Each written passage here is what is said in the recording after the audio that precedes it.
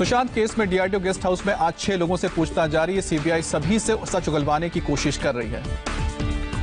सुशांत के मामले में दूसरे दिन रिया के माता पिता से पूछताछ। डीआरडीओ गेस्ट हाउस में सीबीआई के सवालों से सामना। सीबीआई की एफआईआर में इंद्रजीत और संध्या चक्रवर्ती दोनों नामजद आरोपी। दोनों पर सुशांत के पैसों के गबन करने और धोखाधड़ी का आरोप। ड्रग केस में एनसीबी के शिकंजे में शौबिक का दोस्त। एनसीबी की टीम ने बासित को हिरासत में लिया। ड्रग्स पेडलर जैद ने लिया था बासित का नाम। ड्रग पेडलर के पकड़े जाने के बाद शौबिक और सैमुअल मिरांडा से एनसीबी कर सकती है पूछताछ। रिया के वकील सतीश मानशिंदे ने इंडिया टीवी से कहा, सभी कहानियां हो रही हैं झूठी साबित। रिया ने नहीं लिए थे 15 करोड़ रुपए। सतीश मानशिंदे ने कहा, सुशांत की मौत से पहले रिया घर छोड़कर जा चुकी थी। अभी तक जांच में सभी आरोप झूठे पाए गए हैं। श्रुति मोदी से भी सीबीआई ने पूछताछ की है। रिया की मैनेजर है श्रुति मोदी। सिद्धार्थ पिठानी से जारी है सीबीआई की पूछताछ। नीरज और केशव से जांच एजेंसी सच उगलवाने की कोशिश कर रही है। वरुण माथुर से ईडी कर रही है पूछताछ। सुशांत सिंह से बिजनेस पार्टनर है माथुर। डिप्रेशन की दवाइयों पर सुशांत और बहन का चैट सामने आया। 8 जून को प्रियंका ने दवाइयों के बारे में बताया था। प्रियंका ने अपने चैट में भेजा था डॉक्टर का प्रिस्क्रिप्शन। इमरजेंसी के दौरान टैबलेट साथ में रखने को कहा गया था। श्रुति मोदी के वकील अशोक सरवागी का दावा का सुशांत का अपनी बहनों से झगड़ा हुआ था, इस वजह से वो डिप्रेशन में थे। श्रुति मोदी के वकील का दावा, सुशांत का अपने पिता के साथ भी तनाव था। ड्रग रैकेट मामले में गौरव आर्या से लगातार दूसरे दिन ईडी ने पूछताछ की। 8 घंटे तक ये सवाल जवाब हुए। गौरव आर्या अपने वकील के साथ पहुंचे थे ईडी दफ्तर। वकील ने अपने क्लाइंट पर लगे आरोपों को गलत बताया। एक नेशनल लेवल के बिलियर्ड्स और स्नूकर खिलाड़ी से भी ईडी ने पूछताछ की है। रिया के रिकवर किए गए व्हाट्सएप चैट से नंबर मिला था।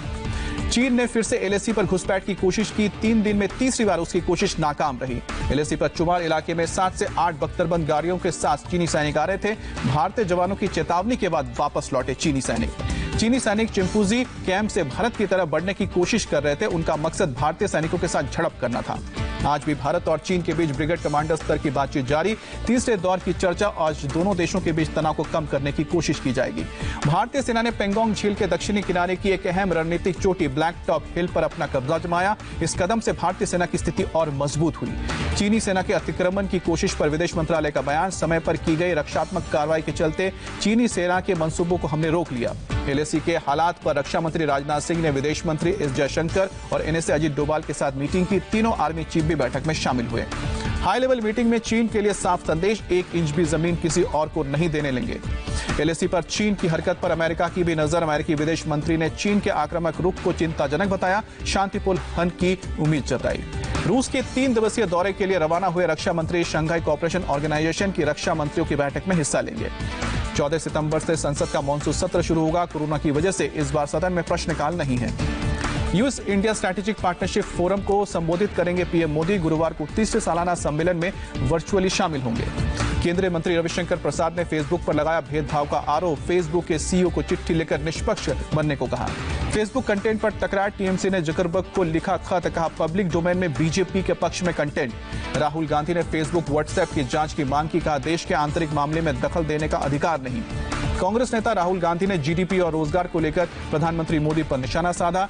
भारत को मोदी में डिजास्टर्स से परेशानी हो रही, कहा। जेई और नीट के छात्रों के लिए वेस्टर्न रेलवे के मुंबई में चलाया जा रहा है 46 अतिरिक्त स्पेशल ट्रेन। 6 सितंबर तक जारी रहेंगी सुविधाएं। कोरोना संकट के बीच मंगलवार से शुरू हुई आईआईटी जेईई की मेंस परीक्षा। 6 सितंबर तक चलेगा एग्जाम। कोरोना प्रोटोकॉल का पालन किया जा रहा है। सिलीगुड़ी में जेईई का इम्तिहान देने पहुंचे परीक्षार्थी। एग्जाम सेंटर पर गया सोशल डिस्टेंसिंग का पूरा ध्यान। केरल के कोच्चि में भी जेईई एग्जाम के लिए पहुंचे परीक्षार्थी। इम्तिहान से पहले परीक्षार्थियों के तापमान की जांच की गई। दिल्ली के सीएम केजरीवाल ने पीएम मोदी को चिट्ठी लिखी। जीएसटी बकाये पर आसान और व्यवहारिक विकल्प देने की मांग की। लद्दाख और लक्षद्वीप भी one nation one ration card की योजना में शामिल हुए। अब 26 राज्यों से ले सकेंगे राशन कार्ड पोर्टेबिलिटी की सुविधा। जीतन राम मांझी की पार्टी हिंदुस्तानी आवामी मोर्चा आज एनडीए में शामिल होगी। विधानसभा चुनाव से पहले बिहार में सियासी हलचल। बिहार के डिप्टी सीएम सुशील मोदी ने कहा गठबंधन मजबूरी है, कोई पार्टी अकेले दम पर सरकार बनाने में सक्षम नहीं। बिहार में एक और विधायक ने छोड़ा आरजेडी का साथ। वीरेंद्र कुमार ने थामा जेडीयू का दामन। आईटीबीपी शिमला के पर्वतारोहियों का कमाल, 22,222 फीट की ऊंचाई पर लियोपेलिंग पहाड़ पर चढ़ाई पूरी की। देश में कोरोना की तेज रफ्तार बरकरार। एक दिन में फिर से 78,000 से ज्यादा नए केस सामने आए। कुल संख्या 37,69,000 के पार। देश में कोरोना से 24 घंटे में 1,045 लोगों ने गंवाई जान। अब तक 66,333 लोगों की मौत हुई है। है। देश में अब तक 4 करोड़ 43 लाख से ज्यादा सैंपल लिए गए हैं। मंगलवार को देश भर में 10,12,000 से ज्यादा सैंपल लिए गए। दिल्ली में कोरोना केस में फिर इजाफा, एक दिन में 2312 नए लोग संक्रमित पाए गए, 18 लोगों की मौत हुई है। महाराष्ट्र में फिर कोरोना से 15,765 लोग संक्रमित हुए हैं। राज्य में अब तक कोरोना के 8,08,306 मरीज मिले हैं। मुंबई में एक दिन में कोरोना से 1142 लोग संक्रमित हुए हैं और अब तक 1,46,947 लोग कोरोना संक्रमित हुए हैं। नागपुर में 24 घंटे में 34 कोरोना संक्रमितों ने दम तोड़ा है। 1223 और लोग पॉजिटिव पाए गए हैं। महाराष्ट्र में पुलिस ने एक दिन में 157 पुलिसकर्मी पॉजिटिव पाए गए हैं और अब तक 15,591 पुलिसकर्मियों को कोरोना, 158 लोगों की मौत हुई है। गोवा के सीएम प्रमोद सावंत को भी कोरोना हुआ, लक्षण न होने की वजह से घर पर ही क्वारंटीन है। यूपी में फिर से 5,571 लोगों की कोरोना रिपोर्ट पॉजिटिव आई है। टोटल केस 2,35,000 और अब तक 3,542 लोगों की मौत हुई है। यूपी में वीकेंड लॉकडाउन में ढील, 2 दिन के बजाय सिर्फ रविवार को ही होगा लॉकडाउन। बिहार में 1,928 नए संक्रमितों का पता चला है और अब तक कुल पॉजिटिव केस की संख्या 1,38,000, एक्टिव केस 15,954 है। पश्चिम बंगाल में कोरोना के 3,283 केस का इजाफा हुआ है। एक दिन में रिकॉर्ड 3,346 लोग ठीक हुए हैं। राजस्थान में एक दिन में कोरोना के 690 केस मिले हैं और 5 लोगों की मौत हुई है। पिछले 24 घंटे में 141 लोगों को कोरोना से ठीक हुए हैं। मध्य प्रदेश में फिर से 1500 से ज्यादा कोरोना के केस मिले हैं और एमपी में बीजेपी सांसद रीति पाठक भी पाई गई है कोरोना पॉजिटिव। ओडिशा में एक दिन में कोरोना के 3,219 नए केस मिले हैं, 11 लोगों की मौत हुई है और अब तक 1,0980 लोग ठीक हुए, संक्रमित हुए हैं। मिजोरम में कोरोना के 8 नए मामले, राज्य में अब तक 1,020 संक्रमित मिले हैं। तमिलनाडु में एक दिन में 5,928 लोग कोरोना संक्रमित पाए गए हैं। वायरस ने 96 लोगों को बनाया है शिकार। कर्नाटक में 24 घंटे में कोरोना से 9,058 लोग संक्रमित हुए और 135 लोगों की जान गई है। कर्नाटक के ग्रामीण विकास और पंचायत राज्य मंत्री के.एस. ईश्वरप्पा हुए कोरोना पॉजिटिव। तेलंगाना में 24 घंटे में कोरोना के 2,734 नए केस मिले हैं, 9 मरीजों ने दम तोड़ा है। केरल में 24 घंटे में 1,140 नए कोरोना संक्रमित मिले हैं और एक्टिव मरीजों की संख्या 22,512 हो गई है। पुडुचेरी में एक दिन में कोरोना के 397 नए केस मिले हैं, 13 लोगों की मौत हुई और अब तक 253 लोगों की ही संक्रमण की मौत हुई है। नैनीताल के झीलों में फिर से शुरू हुई है बोटिंग। लॉकडाउन के चलते आर्थिक तंगी झेल रहे थे बोट चालक, अब खुश हैं। दुनिया भर में कोरोना के 2,58,00,000 से ज्यादा केस और अब तक 8,60,000 से ज्यादा लोगों की मौत हुई है। अनलॉक 4 में जल्द ही कुछ और पैसेंजर ट्रेनें चलाई जाएंगी, 100 अतिरिक्त ट्रेनें चलाने की व्यवस्था। तमिलनाडु सरकार ने लॉकडाउन में दी है ढील, चेन्नई में बहाल की गई है बस सर्विस। आज से गोवा में खुले रेस्टोरेंट और बार, लोगों का तापमान चेक करके एंट्री मिलेगी। जम्मू कश्मीर प्रशासन ने शराब से 50% एक्साइज ड्यूटी हटाई, कोरोना टैक्स के नाम पर लगाई गई थी। मुंबई के डोंगरी इलाके में बहुमंजिला इमारत का कुछ हिस्सा गिरा, फायर ब्रिगेड की टीम ने 6 लोगों को रेस्क्यू किया। उत्तराखंड में आईटीबीपी के जवानों ने पेश की इंसानियत की मिसाल। मुंशियारी में स्थानीय शख्स के शव को 8 घंटे तक उठाकर चले जवान, 25 किलोमीटर का सफर तय किया। ओडिशा के बालासोर और क्योंझर जिले में आसमानी बिजली का कहर, 6 लोगों की मौत। महाराष्ट्र में बाढ़ प्रभावित इलाकों से हजारों लोगों को सुरक्षित जगहों पर भेजा गया। नागपुर, भंडारा, चंद्रपुर और गढ़चिरौली में हालात खराब। चंद्रपुर के ज्यादातर इलाके पानी में डूबे। महाराष्ट्र के रिलीफ एंड रिहेबिलिटेशन मंत्री विजय वडेट्टीवार ने बाढ़ प्रभावित इलाकों का हवाई सर्वेक्षण किया। नागपुर में भी बाढ़ के कारण बुरी तरह से प्रभावित हुई है जनजीवन। आई बाढ़ के कारण मकान ध्वस्त हुए, जान बचाने के लिए लोगों को घर और सामान पीछे छोड़कर सुरक्षित जगहों तक जाना पड़ा। गुजरात में बाढ़ से बिगड़े हालात, भरूच, नर्मदा और वडोदरा में 9,000 लोगों को सुरक्षित जगहों तक पहुंचाया गया। उफान पर नर्मदा के कारण डैम में हो रहे ओवरफ्लो।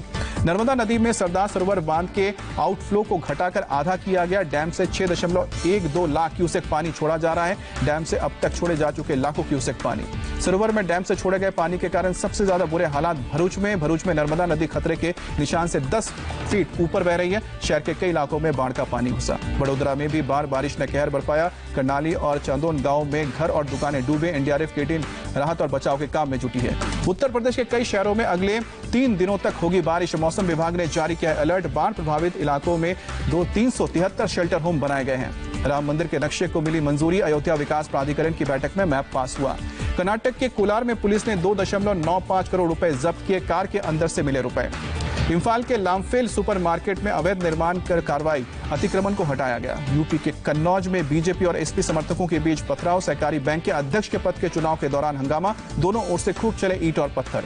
पंजाब के जालंधर में लड़की पर हमला करने वाला एक आरोपी गिरफ्तार, दूसरे की तलाश। बाइक सवारों ने लड़की का फोन छीनने के दौरान हमला किया था।